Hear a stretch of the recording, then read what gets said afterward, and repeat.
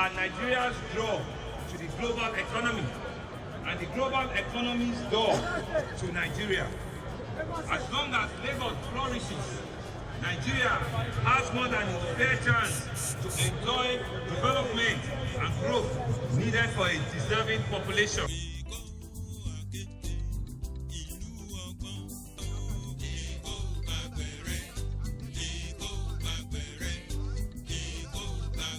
The leadership of Rotary International in Lagos State have also commended Governor Babajide Sanwo-Olu for his demonstrated commitment to improving the living conditions of over 20 million residents of the state. The district governor of Rotary International District 9110, Jide Akeredolu, gave the commendations recently at a function in Ikeja area of the state.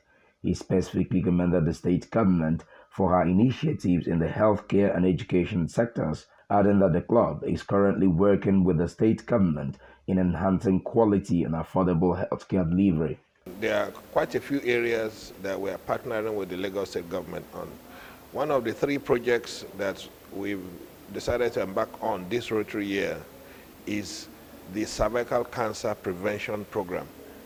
Cervical cancer is the second commonest cancer in women, and it kills 26 women every single day in this country, and meaning that 1 woman dies of cervical cancer every 55 minutes.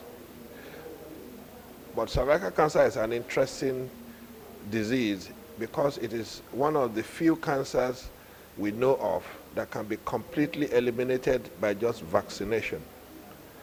And Rotary has had to take on that challenge and vaccinate young girls, usually between the age of 10 and 14.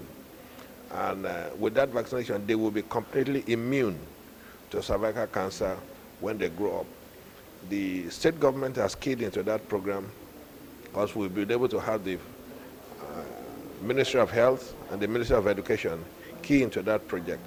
And jointly, we're setting up a program in which we'll go to all the schools, as many schools as we can, and that is why we're raising funds now, because the vaccine against cervical cancer, which is the human papilloma virus vaccine, is a bit expensive, and if we can raise enough funds and with the support of government, we'll be able to start a generation of women completely immune to cervical cancer. Another thing that we're doing to actually assist the government is also in the area of congenital heart disease.